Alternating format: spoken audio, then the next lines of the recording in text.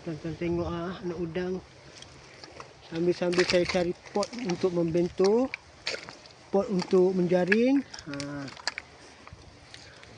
Kalau rajin dapat udang, boleh buat masak dalam Maggi. Goreng-goreng pun sedap.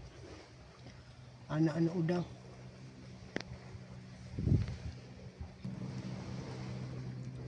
Tengok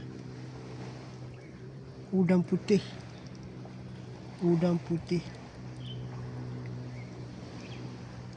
Kalau rajin tangkap saja.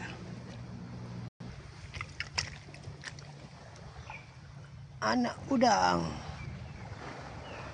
Anak udang sedap dimakan.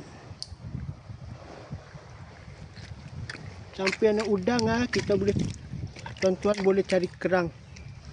Tuan-tuan tengok kerang. Itu kerang. Tapi hari ini saya tak mau cari kerang. Saya tak nak cari kerang. Sebab air pasang tak apa cantik. Dekat sini kerang dia besar, sahabat. Ini kerang dia besar. Tapi saya tak mau cari kerang hari ini. Kalau tuan-tuan mau cari kerang ke kawasan ini pastikan ada kasut pastikan berkasut. Jangan pakai kaki ayam sebab sini banyak tunggu kayu bakau. Anak-anak bakau kaki boleh tercedera. Budak-budak kecil jangan bawa. Monyet banyak. Tengok puluh-puluh ekor ikan belacak. Kejap. Sini damai tuan-tuan.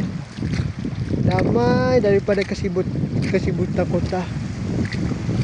Tambah-tambah saya kerja construction mau kejar deadline daripada klien kadang-kadang boleh sekabut otak menjadi gila.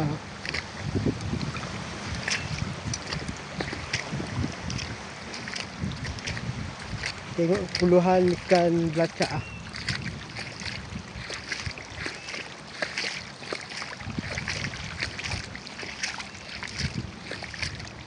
Okey tuan-tuan, saya mau tengok jaring saya kejap. Saya mau tengok jaring.